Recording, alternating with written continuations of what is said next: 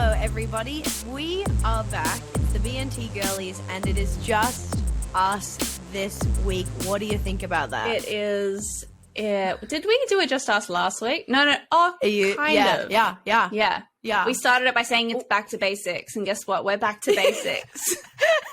We're staying in the basics. Maybe it's just this for a while. Maybe it's just basic, and it's just like flatline basic, just for maybe months, maybe years. Who knows? We do whatever the hell we want, and that's why you come to this pod. Hey, it's just me and you against the world, forever and ever, and that's it. Hey, it's the two women who's in the car, and they drive off the cliff. Thelma and Samson Louise. and Delilah. Bonnie and Clyde. Benny and the Jets flying off. I love cultural references. Anyways, as usual, there is more hot goss that needs to be spilled. And if everyone doesn't know already, we have some breaking news. Lauren, news. Do you want to tell everybody? We should have like a sexy news song or something that's like or something, like there's like ABC remix with porn noises or something. That's really funny. Yeah. My breaking news. And so at the time of recording this, so this episode will come out, like a week and a bit after we've recorded it. So all the girlies have probably already seen it on the socials. But we are truly back to basics in that we are remote recording this. We are locked down because my boy Fee has COVID-19. So what? I just couldn't stop thinking about like you doing like a hard launch of your boyfriend having COVID on. Yeah. You guys would have seen the hard launch on my Instagram post about my boyfriend and I getting COVID-19. It's like the Abby Chatfield post with what's his name. Yes. Except we're just like posing, but we're sick and like with the rapid tests, like thirst traps over my nipples. And then I'm like, the timing on this is horrible, Lauren, because I've just launched my new, I don't know, thrush line or something. Yeah, you just had a Caniston one ad drop, and I've stolen your limelight by hard announcing that my boyfriend has COVID. So, sorry. Sorry. And it's like, I thought we were friends, and I posted it on a black tile, and I'm like, real narcissistic move from my friend Lauren, which is so interesting because I have been getting into that. It feels like there's always some, I don't really keep across all the Abby and all this stuff, but one thing rises to the top where it's like, that is news that I need to know. And I've listened to a podcast episode about it. And so I'm actually thought that could be interesting to talk about. And also why it piqued my interest is because it addresses narcissism. It does. Which, as you know, I'm touched by that closely by my own father. And, I hate it. It's bad. Yeah. And they're out there. So anyways, back to you. This is what we're really here to talk about is your boy Fee has been touched by an angel, as in COVID. Yeah, touched by in a bad way. The devil. He was touched by the devil. Her name was Lauren Bonner. And then he was touched by another devil, COVID. Oh my God. So I have a million questions. Yeah. Okay. And I'm sure everyone listening does. First up, what's your favorite color? No, it is. My first question I wanted to say is this, because we talked about this. Do you remember on the last episode where what if I get it and Ben, and I was like, literally, I'll just get it. Yeah. And this has happened, the reverse, it's just happened to you too. So my first question is, does he have to tell everyone he's got it, when you have an STI? Has he had to do that and think where he's been and who he's talked to? Is that a thing or is that a myth? Well, who has he been with? Who? What are their names? He hasn't been with anyone. What do you mean? No, he does, but also, so New South Wales Health called and asked for all of that. They asked where you've been and stuff, which actually, this is my breaking news on the pod. I don't know, the guy he talked to seemed kind of new or something. But they asked him where he'd been and what times and stuff. And he was like, don't you have my check-in history? It's everywhere I've checked in. And they're like, I can't see it. And then he had to just recount it. And I'm like, are you telling me that I'm doing this fucking QR scan 100 times every time I go to Westfields and you are not even tracking it? Do they have that data? I don't know if it was just his guy didn't have it, but that he had to tell them. He had to read it out himself. And I'm like, No. Shut up. So anyone could just like make it up. That's what I'm wondering. Like, there's no I'm like, what are you doing? mainframe. I think they're just like putting it. I was asking my friend about it, who's like interested in government. She knows all this shit about the news or whatever, and she was like, I think they like put it in an Excel spreadsheet and like delete it. Like, I swear to God, they're not doing shit with it. It's so, and I'm like, so you're just making me do admin every time I go to the one place that I'm meant to be free from admin, the shops. How dare you? Oh my God. Well, Lauren, slunty, everyone, all the listeners, but in big news change for me is I'm off Centrelink. Centrelink is gone. Bye-bye. It was driving me actually fucking crazy. And I wasn't like, declining my income or whatever. And I went and got myself a Christmas casual job. And I can't say where because I don't want anyone to stalk me. And I'm also saying that because my sister has really cracked down on me. She's like, people can find out what you talk about where you are all the time. You post where you are. So I'm just like, I'm not being like a psychopath who's like, I have a million fans. I'm just being like, I have to be normal. Let's just be women on the internet and who don't want to get killed. For a single second. And so I now work in retail, mama, again after a year's sabbatical. And I'm the girly who has to check that people are signed in. I have to wear a mask constantly. Oh, no. It's like, I'm now feeling it of like, it's not as fun to shop. It's not as fun to serve. Yeah. Everyone's complaining about it. I'm with you. I'm like, look, I'm pro-vaccine. I'm pro, but this thing's a fucking muzzle. I can't see shit. I can't say shit. I can't breathe. I'm in a store, in a thing. Yeah. So it sucks. So anyways, totally. The shops is where we should be free to let loose. In the shops. I know. And it's so hard because it's like, of course, I want every precaution to make people feel safe. And of course, I always wear my masks in the shop as well. Like, especially like for the people who work in the shop, like, God, these poor people, like now you're one of them. I see people all the time, like shouting at people at the shops with no mask on and stuff. And I'm like, they're probably just scared. They want to be safe. And like, if it is safe and to wear the mask, like, of course, but like people who act like it's not an imposition, like, let's just be real. Yeah. Like, it's like, yeah, I'll wear it. And yeah, I want to be safe, but it does suck. Oh my God. Like, they're like, this literally is, now we can empathize with guys who are like, a condom, like, kind of sucks. Like, can we just be honest? Like, I'm going to wear it. Yeah. And it's like, I don't want to have a baby. Like, totally. But like, it sucks. It does suck. And it doesn't feel good. Yeah. Let's be... Can we just say that? Can we say that like life's greatest pleasure used to be sipping a Boost juice while walking around a shop, and now that's taken away from us? And there's people who are like, I ran a 10-mile marathon in summer wearing a full N95 mask, and I didn't even notice. And I'm like, babe, you need to like go to the lab because you have something severely wrong with you if you didn't notice, because like you would have had a sweaty mouth. Okay. Totally. Yuck. You're kidding. Well, when I first started my pole class, I had to wear a mask indoor, like technically, and lucky it was just one thing because like you're huffing and puffing. It's horrible. And then finally the like things happened where you didn't have to. Fuck. No, sorry. I'm just like reacting. It's like, no, I won't do exercise if you, and then there's people who go for a walk outside and wear a mask. And again, I do that when it's highly populated, but if I'm just walking alone, no way in hell am I wearing a mask. It's fine. Anyway, so all of this talk about how we don't want to wear masks and we're fine. So anyway, my boyfriend has COVID. And but no, you get it. I get it. Everyone gets it. We're pro-vaccine. We're bound to get it. We're the girlies. Here's some other questions I have for you. And everyone asks me this because people are messaging me about you. Nice. They're like, oh my God, Lauren. I was hoping so. Like we're tethered. The other day, we were tethered. Yeah, when you were doing a gig or something and you were talking about someone, they were talking about vaccinations. And I was like, oh, I hope they're all talking about me in the green room about like, well, Lauren's actually, her boyfriend has COVID. And that's also the twist if you're not picking this up yet. So he's positive. He has been sick for like 3 or 4 days now.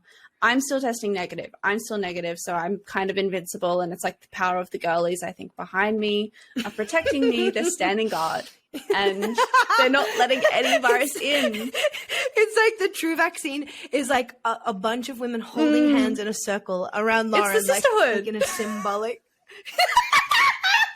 I'm like, no, I haven't got the vaccine. I've got the only vaccine I need, which is the sisterhood. Feminism. Girlies. I'm also double vaxxed, so I'm sure that helps.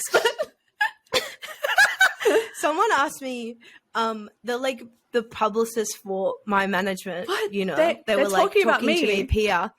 No, Oh. I was interviewing them before Melbourne. Why or are you whatever, telling me and about he this asked then? me because no, listen. And he was like, what are your hobbies and interests or whatever? And I was like, I love the girlies. I love the girls. Everything I do is for the girlies. And he said to me, he's like, so would you say you're like a third wave feminist? And I didn't know what that was. So I was like, yeah, I'm third, second, first. I'm all the way. 1, 2, 3, 4, 5, 6, 7. Count the waves. How shall I count the waves of that I am feminist? Like, yeah, I'm like left hand wave, right hand wave. I'm right in the wave, I'm like, baby. I'm Bondi Beach wave. I'm surfing the wave, cowabunga, feminism, whatever you throw at me, I'm on it. I'm a tsunami of feminism. No one had asked me that before. Am I third wave? I'm like, wait a minute, what's second? What's first? Am I one of the suffragettes? What's happening? You don't need to define it. Gosh. Yeah, I'm like, I'm just sort of one of the girlies. So just write that down and tell the Telegraph. Yeah, they'll get it. The newspaper, they'll understand. They'll get it. Okay, so the other question I had to ask you, so you're safe, and I've said this, it'll be a medical miracle if you go through the 2 weeks and you don't get it, which is one of the questions I had for you is like, do you think you're going to have dirty COVID sex like during this? I don't think so. He's not very well. That was just before I was like getting changed and he was like lying in bed and he was like, you look good. Like, oh my baby, sit down. Well, okay, no, so this is the thing though. No, I mean, this isn't about sex, but it's about the living arrangements that we're currently working out what to do. So I don't know. And there's like, you can't Google anything about COVID because it's just an oversaturation of information and we don't know enough and we don't know anything. And it's like, you're contagious for 5 days before you're symptomatic. No, you're contagious for 2 weeks. Oh, but then sometimes people are contagious for even longer. Like there's just we don't know anything. And so I haven't got it yet. And so like my instinct, which I am saying here clearly and loudly is not science. But my instinct is like, I feel like if I haven't got it yet, or if I don't like test positive for it in like the next 2 or 3 days, I don't think I'm like gonna get it. Like, cause we're sleeping in the same bed. We're like not isolating from one another. We live in a small apartment. Like, it's just like, surely I'm not gonna get it. But the problem is, what if I get it like at the end of next week? And then our 2 week kind of quarantine period starts over again is what happens. Yeah. So the question is, Alex could like either lock himself in the bedroom with the ensuite and then I just like leave food at the door and we isolate that way. And then technically after 7 days, I'm like, if I'm still negative, then I'm like allowed to like live my life, but he has to stay in the bedroom until he's totally negative. Or he can like go to like a health hotel where there's nurses or something and it's a hotel, and then I have to isolate for another 7 days here, but if I'm still negative then I'm fine and he just stays there until he's well. But I think the best option is that we're both just together and I can look after him. But then it's just like, well, is that still better even if I end up getting it as well, but not until like mid next week, and then like the quarantine kind of ticks over to another 2 weeks. So that's the dilemma, girlies. Honestly, a dilemma. That is the COVID dilemma. I don't even know what to say. Like, yeah, I guess my instinct, like I said, in the hypothetical I got, is that you just go with Ben. But it is interesting to think about, like, when are you getting it? And also Blake was saying, our producer Blake was like, you'd want to get it now versus like around Christmas. Yeah. Like if you're going to get it, if anyone's going to get it, you'd want it now while you both have, then like later. So it's like, girly, get it. Get your tongue down his throat. Do whatever you've got to do. Time is of the essence. I get this COVID. I got it. Everything that we've been doing up until this point, undo. Okay, the mask is off. I'm not washing my hands anymore. Not even after the toilet. Okay, I don't know if that'll help, but I'm not going to do it. Cough on me, sneeze on me, suck my little fingers, spit in my mouth and suck the vaccine out of me, okay? Because I'm going to get COVID, so we're recovered in time for Christmas. For Chrissy. All right? Okay. You think I'm going to miss that pavlova? No way in hell. And my final question, and the one that people kept asking me when they were mentioning it to me, was, where do you think he got it? have you been like, is it like are you obsessive over that? Or are you like, who fucking cares? Yeah, I don't know. I mean, it'd be like cool to know, but I don't think there's any way to know. So the reason we got tested is because I know that like I was quite a close contact to someone on Thursday and Friday nights. They were like someone who was working at gigs that I was doing, and like I like interacted with this person specifically and like sat next to them and everything. So I was like, well, fuck, you know, let's go get tested. But then I tested negative, and Alex was also at the gig on the Thursday night, and he like met this person, but he wasn't like, then he was just watching the show. Like he wasn't like back in the, you know, in the VIP with me. And yeah, but then on the Sunday, he was feeling a little bit sick, but kind of fine. And then my test came back negative. And so he was like, well, if you're negative and you were the contact, then I'm sure I'm fine. But then on the Monday morning, he was like, no, I feel really sick. And he took a rapid test at home. And then he like woke me up at like 7:30 and was like, I did one of the tests. And I'm like, okay, good job, baby. And he was like, I think it's positive. And I was like, what? And then I was like out of bed at 7:30, unheard of. And then we went and got proper tests, the swabs, and then he found out he was positive on that day, and I was negative again. So I think he didn't get it on Thursday night. I think he probably got it earlier. He could have got it any time. Like he works anytime, you know, with kids and stuff, and he gets the bus to work, and could have been anything. Yeah, absolutely. Okay, they're my questions for COVID. I hope this was informative to everyone. And I'm curious as well. It was informative to me. It's like a little time capsule, isn't it? Here's me saying like, and I don't have COVID yet because I'm a girl boss, I'm a queen and stuff. But maybe you're listening to this in a week and a half, and she's got it. And she's got it bad. And I'm like, girlies, why did you let me down? The sisterhood didn't protect you. Yeah, they didn't. There was a chink in the armor. Yeah. Who was it? Who was the rat that let it in? So I don't know. Wow, what great to catch up. Ideal great situation. To know what's happening. I think we're just going to stay in the house together. I think that is optimal for mental and physical well-being, even if it does end up being longer. But Agreed. I think like, I don't know. Because if you go to the health hotels, like I'm sure they're fine, but also like, it's not nice. Like you wouldn't want to be stuck in a hotel or by yourself or sick, and then they bring you food that's probably disgusting, like airplane food. When he's used to all your incredible vegan dishes, and like there's a high bar at your home. He needs like wholesome meals. Food is medicine, guys, and so is medicine. Food is medicine. And so let's remember that. Let's not forget Let's not forget that. And this is, I know we've really been skewing just pretty anti-mask here. Here's the three things you can't forget. Food is medicine. Medicine is medicine. Laughter is medicine. And they're all three things. You need to be getting all three. You don't just have one. You go comedy show, you have Panadol, and you also eat a good, nice vegetable-based curry. And also then for prevention, have your girlies, you know.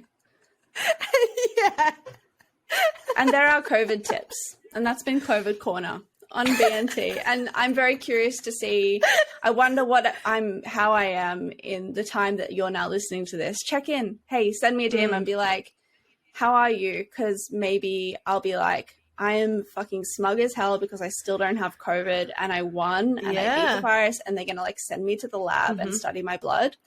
Or I might be like, I'm pretty sick. So send something. Send some help. I'm not. Because here's the thing as well. Like, I'm looking after Alex really well. And he just said like, but I really don't want to give it to you. And he was like, I'll look after you, but I'm so like, I can't look after you as well as you're looking after me. He can't make the beautiful food I can. No. He doesn't know. No. He can try. We'll see. He can try. We'll see. Time will tell. We'll see. So anyway, I'm very curious to see, maybe in the week and a half that it takes for this episode to come out, maybe I'll have COVID, maybe I won't, and I hope I don't. I think best case scenario is that we just get to like stay together in the house, live normally, look after each other. He gets better, and I just don't get COVID. So we'll see. Yeah. We'll see. We'll see. Time will tell. And you, Concetta. Ben has been away, and while Ben is away, Concetta will play. Yes, you think I may play, but I've actually been very normal, Very serious. not playing, very serious. So yes, Ben has been away for a week. Don't ask me where. Don't say why. I have no idea. He's gone somewhere. They've told me multiple times. I literally don't care. He's with a woman. I don't care. I actually don't care anymore. Yeah. I fucking don't care. I don't have the capacity to care.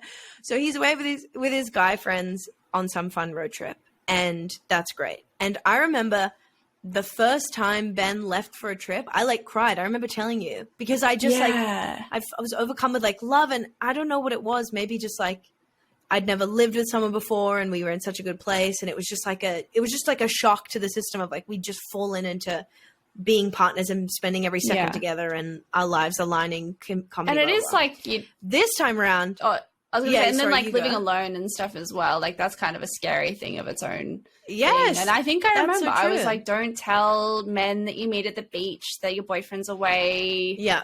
Don't post about it. Like, just be cool. Truly. Anyway.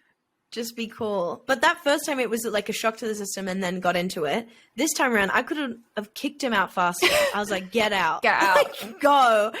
But more in the way of like, I was ready for it. I think I like welcomed it and needed it. Like I've sort of been emotionally all over the place for the last, like, I don't know, couple months or some shit.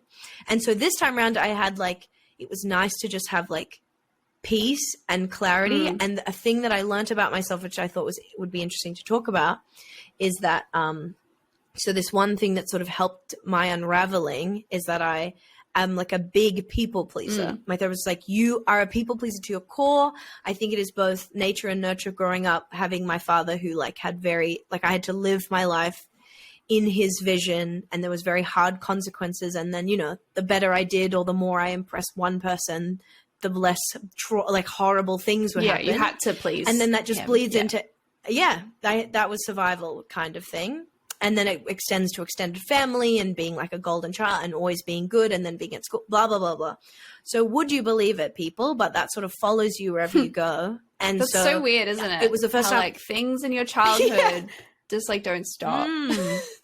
They don't stop. It doesn't stop. And the science is for Science Corner. It's like that's when your brain develops, literally before you can even fathom, before you can make any choices about who you are and what you want to be. It's happening to you, darling. So that's, again, therapy why you should corner. Go to therapy and why Quick interrupt. I know you've got a lot more to say. Please. But that's what we do on podcasts. So we just chat. Interrupt. About your brain developing. I was like, did we even talk about this maybe before? But it was freaking me out thinking about it. Because you know, like when babies are born, babies. Because when we think about like, oh yeah, like the things that happen to you when you're a child, they shape who you are. And you're like, yeah, like when I was 9, this, that, whatever, like, you know, that's the kind of thing you think about.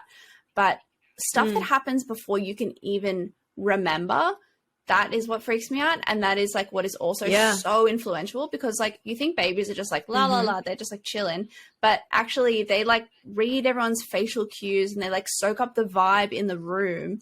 And from the ages of like 0 to 4 or whatever, like those like first like toddler years, the brain like doubles in size or triples in size. It doesn't grow as rapidly ever at any other stage in life. Even when you're like a normal child, like the brain's still growing physically, but it like doubles in size. So when a full-on baby is just like being a baby, like apparently like the emotional states of the parents are like a huge thing. So like even if like the baby can't talk, if the parents are just like stressed around the baby or sad around the baby or weird and awkward, then like that all rubs off and like it all goes into their like brain pathways and everything like that. Yes. So, they're sponges. The brain is a sponge. And so I was like to Alex, I was like, Alex, when we have a baby, we're going to have to pretend to be really happy and relaxed because the baby will be able to tell. Yeah. So I'll be like inside. Literally. I'll be like withering and dying because I just like know I will be. Like I'm so stressed like when Alex holds the cat wrong.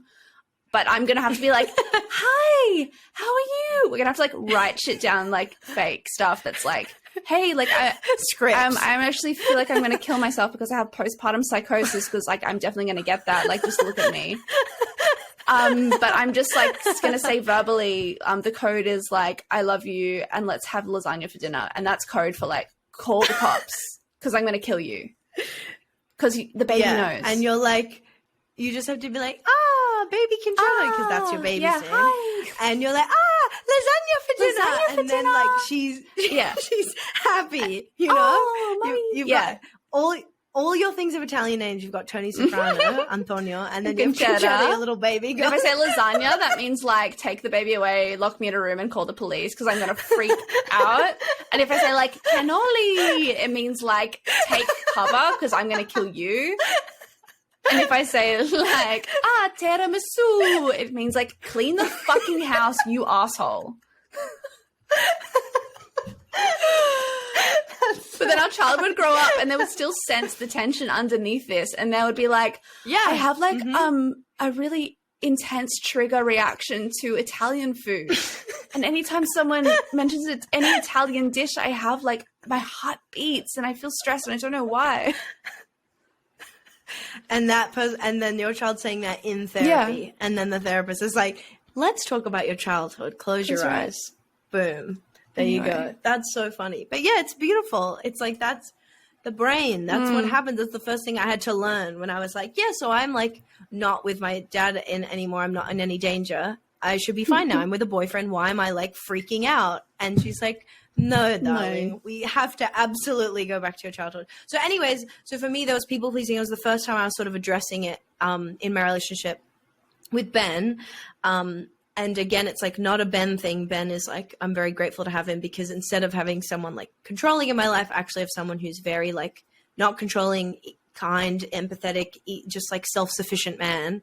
And it's my own tendency. So just having that removed helped me to like see that, and having to do things on my own, like the cooking and the washing and just showing that like one example is, so for Ben, he like eats all the time. Everyone knows this. He can eat 1 million carbs, and I literally have pasta once and I'm like sick. It actually makes me sick, and I can put weight on in 1 second. What he eats in a day, it like makes me put on like fucking 10 kilos. And for me in the house, like I'll just go along with what he has. Like it's easier. I'll be like, I'll sit with you and just eat and whatever. And it was the first time that my therapist was like, no, you have to like literally separate the fridge if you have to. Like you can say, boo, like can you, if you are cooking for tonight, can you like make vegetables for me? And like already he like kind of does that, but I'm all over the shop. So it's just like learning about that and like looking into codependence. So anyways, I've been alone and it's going great, and I'm smarter, I'm sharper, I'm the best I've ever been. I'm like listening to Sinatra and like whatever. The house is tidy. It's so nice to live alone. Yeah. It was the first time, Lauren, I was like, if I could live alone, that would be my dream. I think I could do it. I would love it. But God, the rent, how do you do that? It's so much. Tough. It is cool. Like it is cool to be like, you put something somewhere and then it still is there. That's the thing. You know, you just like have things how you want them. You're not accountable to anyone else. Yes. But totally. Yeah. And then there's like no one else's like extra stuff around the house. That would be the true pleasure of living alone. Yeah. It's so great. And it made me feel like, cause like if I'd leave things in a mess and like go and cause I have to run to a gig, I'm not coming home and knowing he's being hit with that. I'm like, I just like silently clean it up myself. It's wonderful. Yeah. And I think that's what's tough for me is like, I'm like, I have to try not to be distracted by Ben and his stuff. I'm very like someone who can easily just be distracted and follow different and I have to learn to like be focused. Yeah. And have you? So yeah, there's going to be a talk when he comes home, but like a good talk. A good talk. The talk. I reckon that's cool. Yeah. Like, I don't know. You can like, set out your own kind of routines and like how you like to do things and stuff. Yeah. And because it is such a trap, isn't it? Like when you start living with someone and then you can just like fall into like, you know, doing stuff with them. That's the biggest thing for me because Alex is like hours at school. Like he leaves really early in the morning and then he gets home maybe at like sometimes like 3:30 or something. But often like, cause I have gigs at night, like I might not get out of bed until like 9 and then I don't get working and stuff and really sitting down and getting into it until like midday or the early afternoon. And so sometimes it's like, I feel like I've like done like errands in the morning, I've done some washing and stuff. And then I finally sit down to like do some work at 1 o'clock or something and I'm writing. And then if Alice gets home at like 3 o'clock, then it feels like, oh, like I'm done for the day as well. But it's like, no, I'm not. But it's like, no.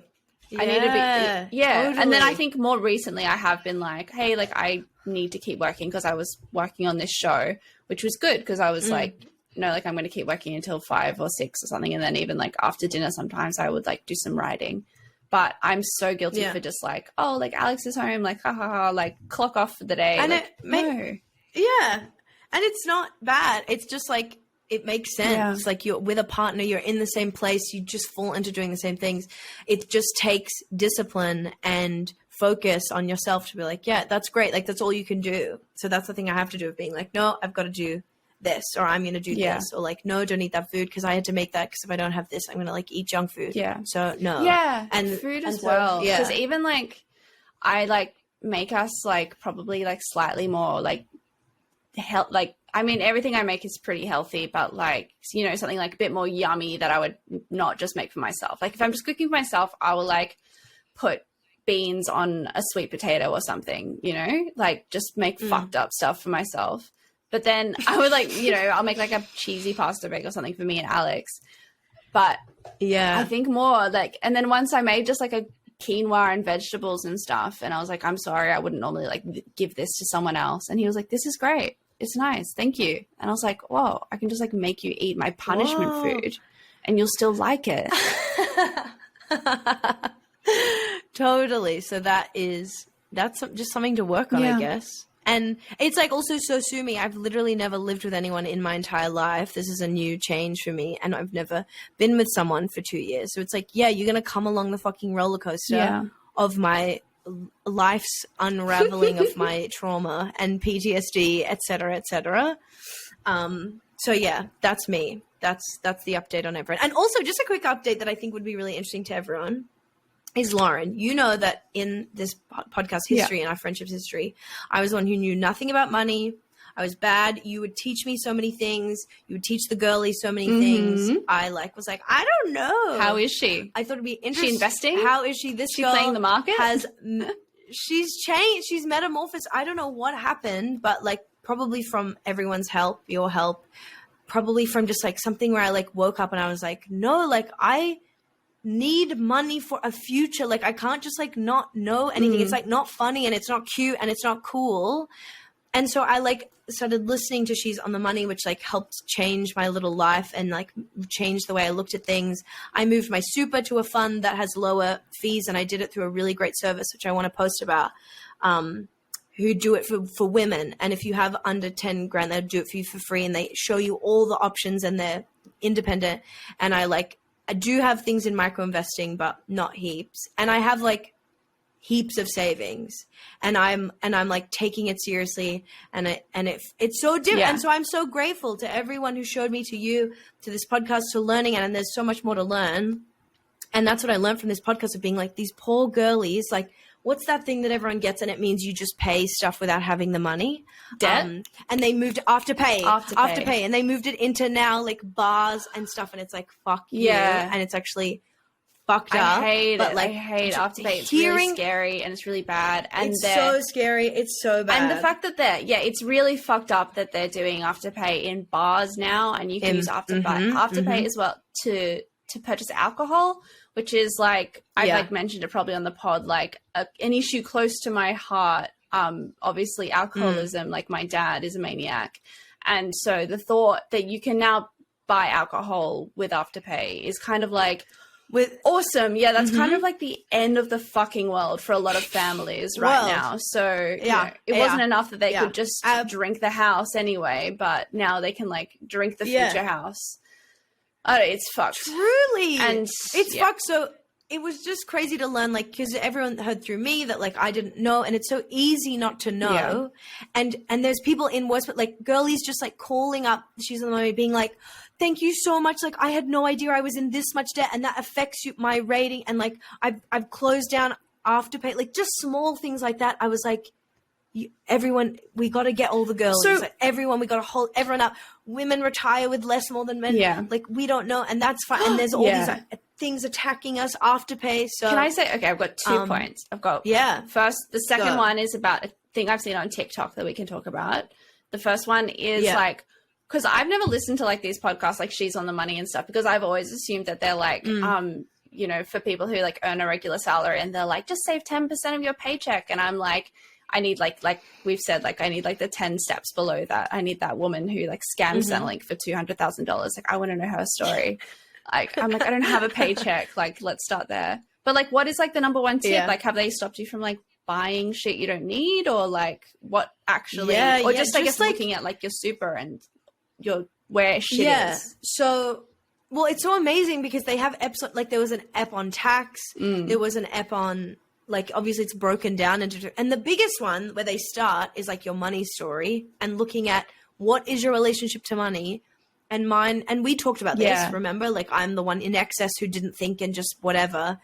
And just looking at that and looking at why, and just like hearing about just someone talk seriously about the value of money. Yes, it helped me to stop spending like a lot and look at the important, like, of growth of investment. I'm trying to think. It just like it made me feel. Just made you think about it a bit more, I guess, as well. Made me think about it more and differently and feel less alone and hearing. And the amazing part is they have people talk literally about how much money they've saved, how much they have coming in, how much they have going out. You hear other people's money. It, like, that's the best part. And I actually recommend it, Lauren. I think you'd find it so interesting because they have girlies who have no money and they're like, and they have girlies who have $1 million, like cajillions. They have girls who started young. They have girls who started late. They have girls who are like, I value travel, so I'm just going to spend it on travel and I don't care about savings. You have girls who are like crying, being like, my parents like divorced and had no money. And so I hold on to every single thing. It means I'm not like all like that is like a super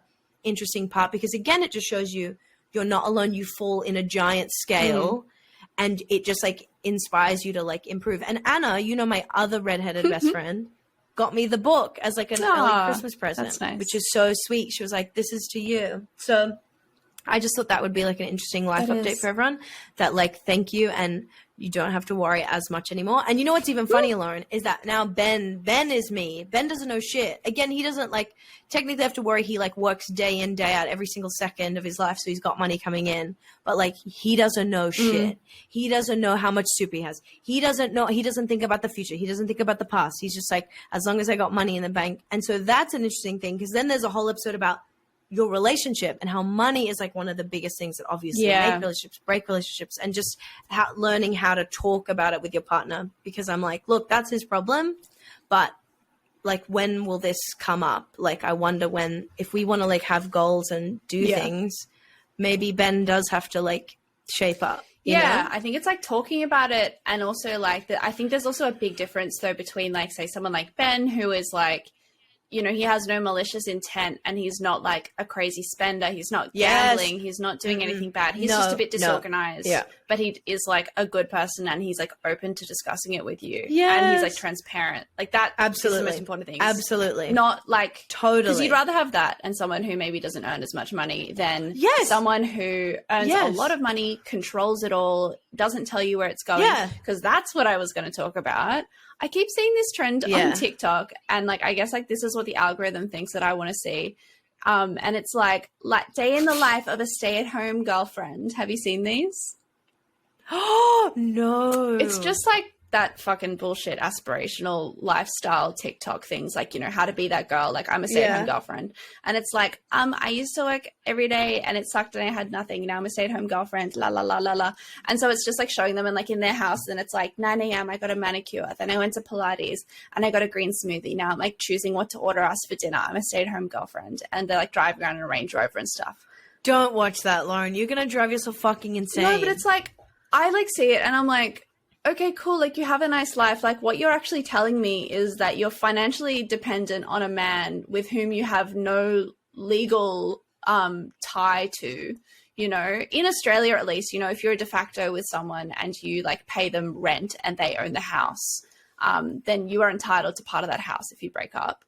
But like, if this guy is just paying your bills and giving you an allowance and whatnot, and you're just like sitting around and getting a manicure all day, like, cool. Like, let's see you in 20 years when you have no superannuation, no work history, no experience, no legal kind of, what do you call it? Like a legal right over to any of his assets after you've supported him because you're not married. You know, there's no paperwork. Like, why is that aspirational? Truly. Like, you're kind of fucking yourself over here. Like, yes. And that's why this podcast is literally just all about being independent, like a woman being independent with her own funds and knowing what's going in, what's coming out, and not needing to be dependent. And the relationship that you have with your partner is a healthy one in terms of the transparency and respect. And like, there's all to do with even if you share accounts, but like also having your own emergency fund, like stuff like that. Because you still just hear, we need to know. You still hear every day, like even women like who are smart and who have money, but like, and I'm guilty of this as well. But again, like I'm lucky that like, you know, my boyfriend is nice, touch wood, but I like just pay him rent and he pays the rent, you know? And so say we had a mortgage and it was just, I just send him the mortgage and he pays the mortgage.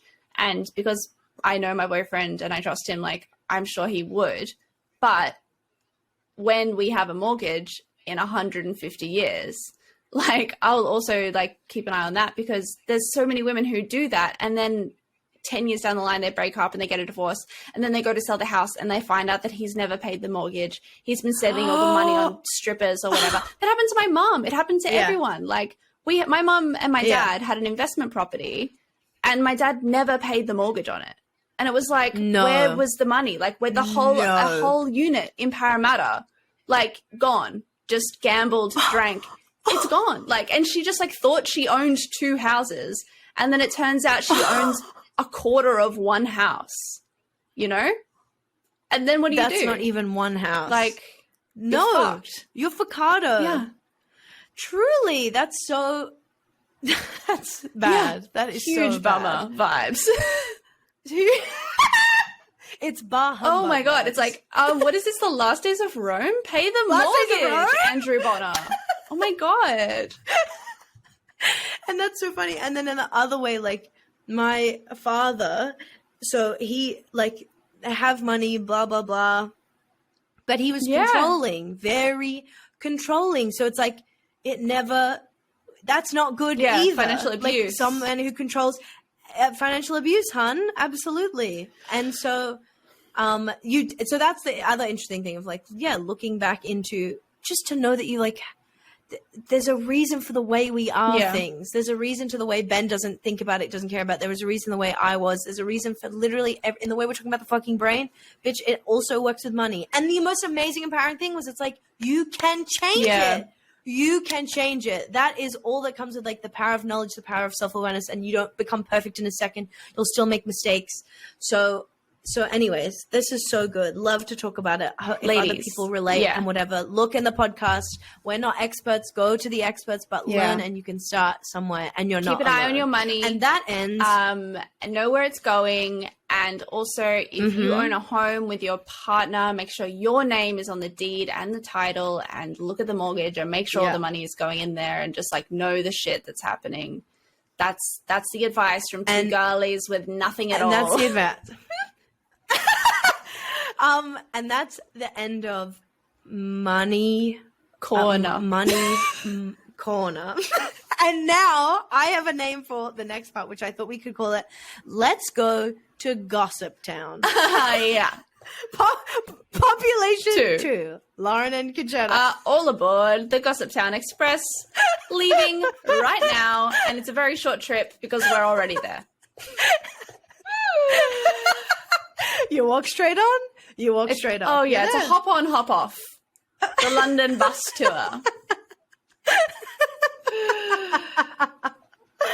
Well, Lauren, where should we begin? I know that I have something to share from Patreon, one of our exclusive patrons. With an amazing nickname, which is actually someone asking sort of for advice, but also gave us gossip. It's a whole How about thing. you do that?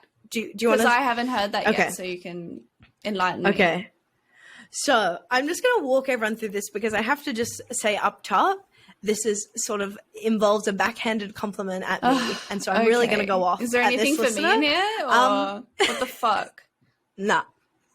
I mean, there's gossip for you, for me, for us. Fine. But again, this is actually bad for me. So it's backhanded. Okay, that's fine. Sorry. Backhanded. Yeah.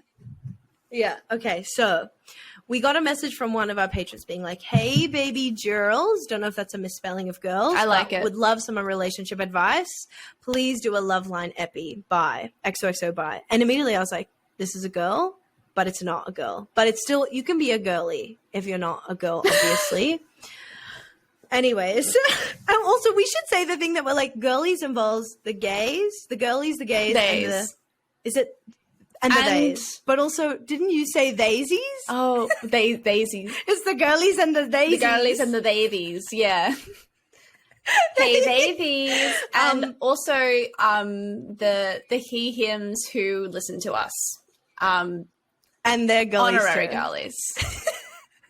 Honorary girls, that's right. Okay, so this is the message you got. Then I said, hey, girly, like, obviously, send us your thing, blah, blah, blah. You can send us a voice recording. You can just message here. And then he said, oh, sorry, that was a pic of my beautiful wife and son. I'm actually a smelly boy. Now, here's the interesting part. Maybe he emailed us a picture. I haven't seen it, but I was like, what the fuck is just happening? His profile pic? Yeah, the profile picture is just a little baby. So that's still don't understand. So then he just said, I just found you guys and have binged most of the eps while at work over the last 2 days. You are both so wonderful and beautiful and talented. Love the pod. So we love that. That's so sweet. A nice compliment. Then it gets different to me. Then it becomes an attack. Okay. He says, anyway, Concetta's clingy, needy, desperate declarations of love for Ben reminded I'm on his side. of how my wife used to feel about me, and it really made me miss it. Can we just take a second from that sentence? Okay. So here's what I was saying. I was saying this to our producer, Blake, before you came on, Lauren, but I was like, look, is that my persona on this podcast and on stage sometimes of like, I'm the crazy, clingy girlfriend? Yeah. Yes. But am I also like, fuck you? Like, why did you say that? Like the wording of that sentence is like, but also everyone just knows I like have a deep love and there's nothing to be ashamed about that. And I just like, I'm just like triggered. You're like, okay, is it wrong? No. Am I mad? Yes. That's what you've said.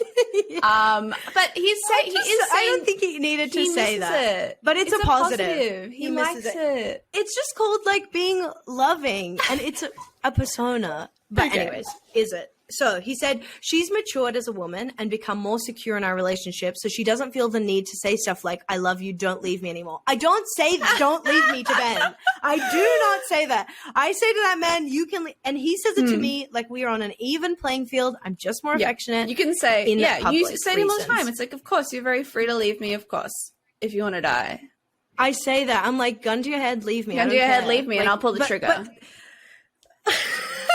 But that's so funny because when he said that line, I was like, that's what I'm doing. I'm going to become more secure so I don't say shit to Ben. And then watch him squirm. He'll die. Like, he'll just die. Yeah. I'm like, it's so nice to be loved. So anyways, and he said, while it wasn't probably the healthiest thing, it made me feel wanted and needed and adored, which was nice. Now, actually, if I put my therapy cap on here, like, there is no negative to being, like, your wife doesn't have to be clingy to tell you that she loves you, is what I'm trying to say. If you should listen to some Esther Perel, like, it is actually an important thing to show love and affection, whether it be touch, words, whatever. You need to express that to her. I was about to say. And it doesn't. I have 5 words. Yeah, go. This is your love language. It's words of affirmation. And that is valid. Yeah. And to me, I was a little bit like, how do I explain this? You're like, what am I trying to say? It's like you're equating being loving with not being healthy. Like, what I'm trying to say is there's saying you love your partner and then being too far, which is my persona of being like, I need you, I'm going to kill you. Like, obviously that is where comedians, we joke about that. And the one step before is you can absolutely be like, I would like to hear it. This is what is important to me. And your wife, who is secure in herself and secure in the relationship, can also be like, I love you, and tell that more to you. So that's just what I'm trying to say. I feel like he's blending the both. So then he said, after I sent you guys that original message, I called her to tell her I was thinking of her. And later we talked again on the phone as we drove home from work. When we got, this gets nice. When we got baby boy to sleep, we had some time alone and she asked me why I was being so nice. And I told her about the pod and the realization I'd come to. It started a really nice and vulnerable conversation. I even said some beautiful things that made her cry. Are you fucking serious? This is why I'm put on this earth, for this fucking shit to happen. And he said, maybe not good comedy podcast fodder, but genuine That's things. nice. That is so Yeah. beautiful. Like, that's what I want to have, impact in any way. If it improves you and gets people talking, Yeah. go, so And be I don't- it. Yeah, So I be think it. like for the sake of the message, or like maybe initially he like was equating like, oh, it's like, oh, like I remember when my partner was like needier or something. But like, I don't think it's necessarily that much of an equating that like in an unhealthy way. It's more just like, oh, like, you know, when you're like at the start of a relationship, when you're super like cutesy and like, I love you, and you know, and then even like, I think that too, like, cause like, I mean, just because we don't talk about it on the podcast all the time, I have, you know, some privacy in my life, some self-respect, but I am also quite cute to my boyfriend, believe it or not. But, you know, when we're like being like, and then it's like, wow, I wonder if we'll be like 50 in doing this. But a lot of the time, maybe you're not. And then that's okay because you're just like mature and there's like a different kind of love. But then you can still kind of miss that stupid young thing of being like, I miss you when you like leave the room and stuff. Totally. But he had said, he was like, while it probably wasn't the healthiest, it made him feel so. I was like, you are wondering if it's healthy. But again, it's just like, it's just having the conversations. That's the thing that should be constant from when you're now to 100, is that you're talking because you're adapting as people all the time. Your relationship grow. It's never stable every single second. God, Esoprel is great for this, for people who want to learn more. So that was that. And now the station is at Gossip Town. So thank you for that. It's actually really lovely to hear that, even though I felt offended for a single minute. But now he's also brought us gossip. So this is where we are both into this. So also, my school goss was from Terrigal High School on the Central Coast from about 2004. Represent. Okay? Represent. The lab assistant killed herself because it got out that she had been fucking her uncle for years. I think they said she jumped off the skillion too. And then he ended it with Ripley's Believe It or Not. Now, does anyone know what a skillion is? No. I'm going to look it up right now. That's very tragic. I'm thinking it's...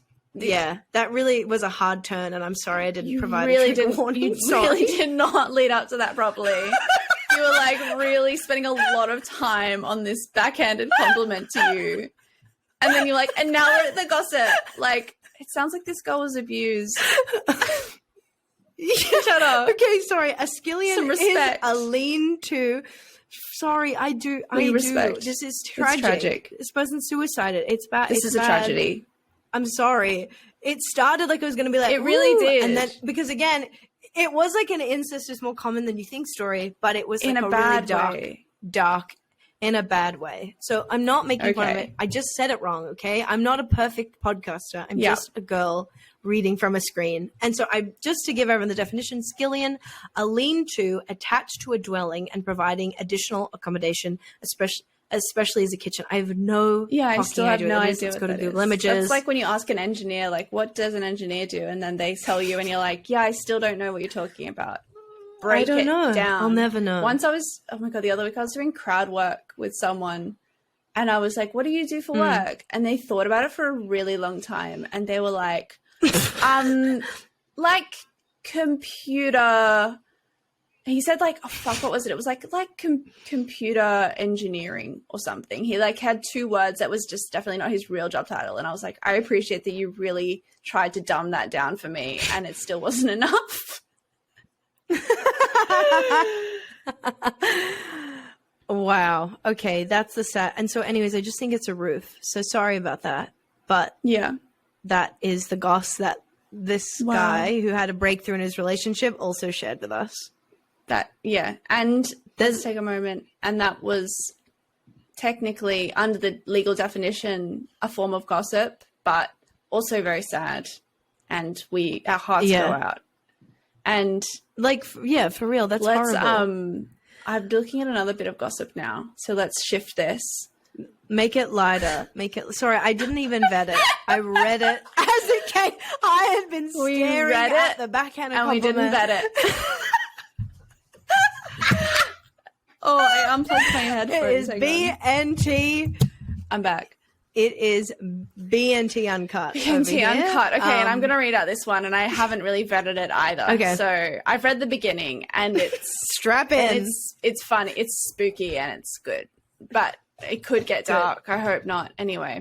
And it's a housemate story. So recently we were interviewing for a new housemate, and during his house inspection, a bird flew into the window and died in front of us.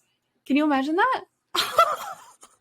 You're just interviewing a housemate and a bird flies into the window and dies. And you're like, oh, okay, that was weird. That seems like a bad vibe. And so they chose him to move in despite that being like a bad omen.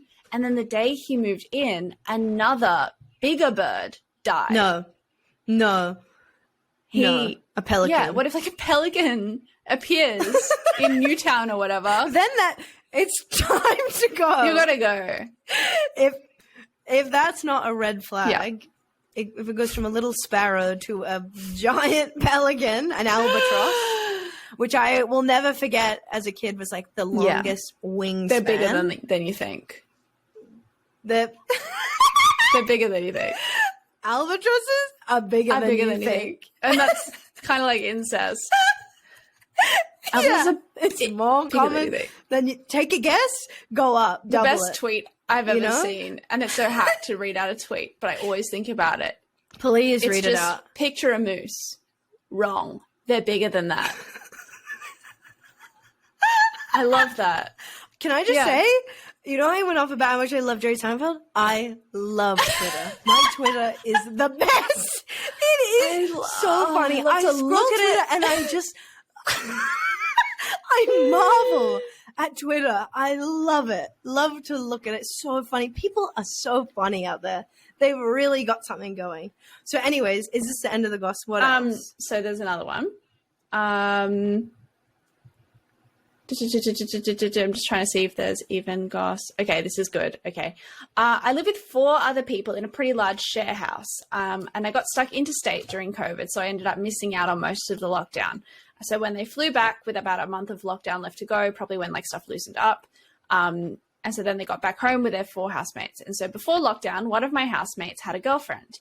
When I came back, they were still going strong, so that's nice. But while I was away, my housemate's best friend started dating another one of my housemates. So they had like 2 couples in the bubble because they were like the best friends and dating housemates, and like so they were all together, which is nice, but it was like a bit incestuous because they were like close friends and dating and stuff. And so I come back, we're all hanging out together, cooking meals, watching movies. It's nice, but like I feel a little bit like butthurt being around all these couples because I just went through a breakup.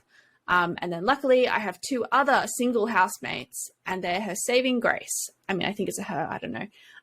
We can bond over our loneliness. We don't have to be alone while all the other couples are being cute. There's like 100 people living in this house. That's my comment so far. That is your nightmare. Absolute That's your nightmare. So I guess it's good that so there's like 2 couples, and then she's got 2 single housemates as well. And that's nice. Until one night after all the couples had gone to bed together, not like together, I'm staying up late with the 2 remaining housemates, and there's like vibes going on between the new housemates.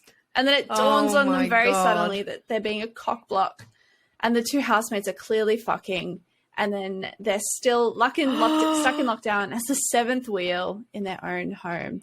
And the saucy detail is that the 2 single housemates' rooms are like interconnected by a secret door. Holy moly. Imagine that. So it actually became like that is like the love boat of houses. That just, there was something in that house where people are getting together. And there was something else I wanted to say.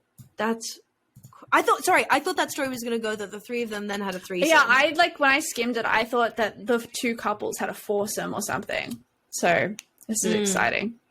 Who knows? It's like Skittles. Shake it up. Shake them up. See who goes with what. See what happens. Try some flavors together.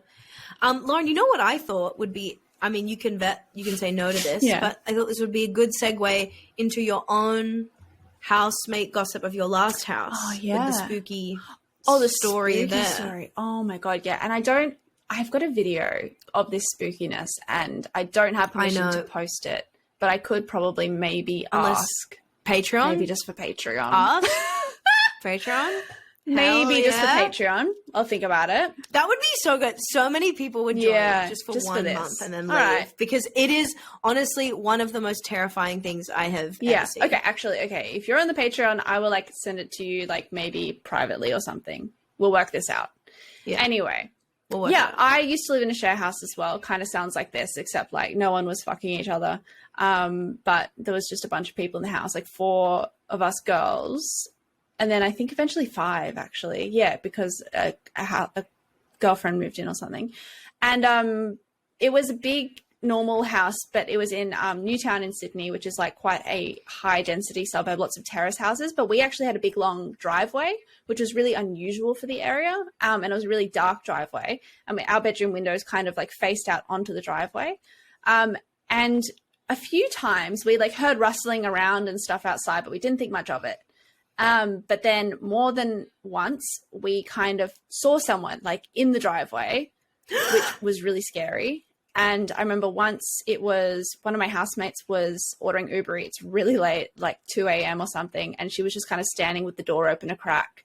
And then she saw someone like walk all the way down our driveway. And she amazingly, actually, this was Beck Charwood, comedian and former guest. Yeah. Opposite of what I would do, which is scream and close the door. She like opened the door and went like, "What the fuck do you think you're doing?" And then they like ran away. So I'm like, okay, that's amazing. My instinct is to like shit my pants. Totally. That is her vibe. And then another time, my housemate who smokes like went out to smoke, and then she walked out the front door, and someone was clearly like at the very end of our driveway, and they ran out or something, which is so scary. You know what? And sorry, just to, because I've been there, and I don't know if this makes sense, but like they would have to run really close by you to get back out of your driveway. That's horrific. That's horrific. Really? They're not running the other way. They've already gone past you. They are running backtracking past you, being like, what the fuck? To get out. Horrific stuff. Horrific. Yeah. Makes me sick. I'm like... And then the piece de resistance is that one night I was laying on my bed playing chess.com, the app, playing a game of chess on my phone, a humble, solitary, and what should be a private activity for a lady, I believe, in the comfort of her own bedroom. Lady business. As a lady, I was doing lady things, playing chess on my phone. Checkers. A crossword. The world's oldest profession. And then I heard like some shuffling outside my window, and I always was scared that there was someone outside my window because there was no light. You can't see anything. And then I heard shuffling, and I looked out, and there's just clearly someone peering into my window. I could see the head, the outline, and I just like, my body like was like, ugh, and I just screamed, and I was like, there's a person. I got up and I screamed, and I was like, ah! And they did not even like run away straight away. They like slowly walked away. I screamed, and I looked at them, and I was like, ah! And then I ran into the kitchen area of the house and was just screaming. I was like, there's a person in my window. And then I obviously woke everyone up and made everyone get out. Yeah. And then my housemate Zoe like ran out with her hockey stick in the driveway to like threaten someone, but he was already gone. And then the tea and the video is that I still know my housemates that my old housemates who still live in the house, they kept hearing and they kept seeing the person there, like on the driveway, in the driveway, and they've tried to like block it with bins and have a big sensor light and everything. And they got a camera and they caught like footage of him like creeping up to the window and peering into it. And I showed Concetta the other day the video, and it's like the scariest thing in the world. It's the scariest thing in the world because, okay, and also I was home alone when you sent this to me. Like I was safe, but I was home alone, Ben's away, and I'm watching this video. And why it's so chilling is because, number one, I know you, I know the exact spot. But on top of it, you just see how calculated it is. You watch this man, like, watch for the sensor light, watch him peer, get really close, not run. It's just like, you know what I mean? Like, you have to see it. Like, we don't think of these people who actually, like, do this shit, but he's right at this window staring the fuck inside. And just hearing the way he didn't, like, run off straight away when you screamed, to me just says something about, like, the power that he knows he has and the, like, not caring for your... Like, he wants to know that you're watching in a way, but he just doesn't want to get caught. It's truly terrifying. It is truly freaky. Scary. And it's like, is it the same person that's been doing this for like over a year now, like way over a year? Or is it multiple people? And then it's like, what's worse? I don't know. Like multiple creeps like creeping up and down the driveway? Or it's like one guy who can't get enough? Or just the one. And you wonder, Lauren, which I haven't thought of before, but like if he's doing this house, do you reckon he has like a bunch of beats, like a bunch of places he knows that he can look and like cases the joint and he has his little rounds that he go. And also like, you know what's crazy? This man probably like has a job and has a life. And he does that. It's like that show Dexter. It's like, yeah, he's a serial killer, but he has a life. He's like managing He's got stuff going on as well. Like that's not all he is. He's got we're complex, each and every one of us. Oh my god. Okay, let me do a quick check. So I think I wrote something down for gossip and then but no. But this has been a full It has been a full on This has been a great little I'm curious to see how I end up with COVID. Hopefully I just don't get it, but we'll see. Actually, something I've been meaning to do that I think I saw on TikTok as well, and we can do it to wrap up instead of a fuck watch. And now I'm worried that they do it on another podcast or something. So if they do this on another podcast and I've like not realized that, let me know. But there's like this thing that people do, and it's like your rose and your thorn. Okay. And it can be like about your personality or something, or about your week, or it could be like about the episode. But people say like, whoa. It's like, okay, what's your rose and your thorn? And so for like me and my personality, I'd be like, my rose is that I am, what's like a good thing about me? I can't think of a single thing. My rose is that I'm very funny. That I'm funny. You're smart. That I'm funny and smart. And my thorn is that I know it. Something like that, you know? Like it's like a high point and a low point or something. So like the rose and a low this point. week, the rose of my week was maybe I mean I did lots of fun things. I got to the rose of my week was maybe doing a gig last Thursday, which was really fun, and my boyfriend was there and his friends and all of the cool acts like Danielle and Emma Holland and Aaron Chen. It was a fun gig. That was the rose of my week. And then the thorn of my week is probably my boyfriend getting COVID. Yeah. So that's my rose and thorn. That is a big... What's yours? Wow. Okay, so I would say my rose for my personality is being like warm and charming and then whatever the word is, like enthusiastic. And then my thorn is being a chronic people pleaser. And then my weak rose is I think made lots of money this week. I had lots of great things come up, which will pay. We love that. And my thorn is something's bad. I just had a gig last night where I was like, oh, you have lots of work to do. It actually wasn't that bad. It was like a good constructive thing. Maybe there's something worse. Maybe my thorn is my friend's boyfriend getting COVID. Yeah. Yeah. Thank you. That should be mine too. And listeners, I hope your thorn is also a podcast, the host of a podcast that I listened to's boyfriend got COVID. I hope that was a low light of your week as well. Thank you. Also, the rose of this episode was talking about maybe like the love stuff and that really sweet thing that guy said about our podcast. And then the thorn would be reading out that was very tragic. Suicided. They're really bad. I agree. Yeah. I think the rose for me was probably maybe the riffs about COVID, and like the riffs about and talking about the stay-at-home girlfriends and stuff, because I've been thinking about that a lot. That's my rose. And then same thorn when you did that. Hang on, actually, the thorn. Is there a thorn for something you've done? Is there not a thorn on this stem? Maybe I've got a smooth, soft stem that has petals all the way down it. It's like a freak rose, and there's no thorns. I actually think that would look really freaky and ugly and disgusting. It's not a rose anymore. It's a freak show. It's a fucking freak show. A rose is supposed to have thorns. It's supposed to make mistakes, okay? That's what makes a rose a rose. That's what makes a human so many thorns that every time you go to sniff it, you're just like, oh, ow, ow, ow. Like, it's just horrific. I have so many thorns, they jump at you. The thorns dislodge and go in your eyes. So it's like you can't even go near the rose. It's just I'm a rose and it's all thorns. It's all thorns. And you're a rose and it's all petals. Okay, let's wrap it up. Again, thank you for listening. What a joy. Thank you to our patrons who give us money to do this. It is a pleasure and an honor. Make sure that you are in it if you want to see this video and just also all that extra content that we do.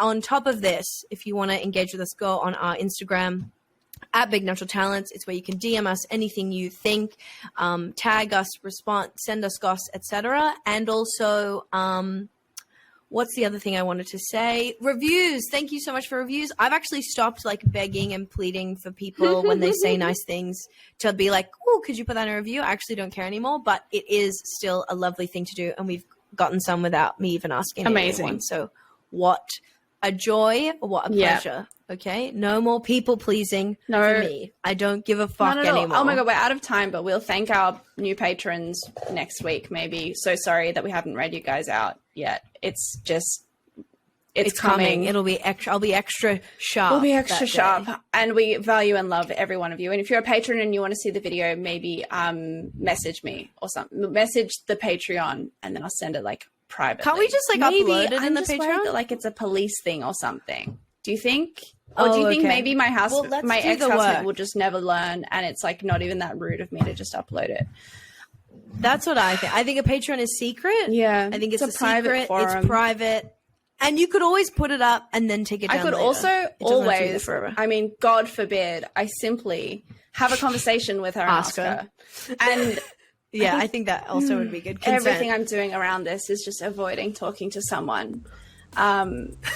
Which I like this person.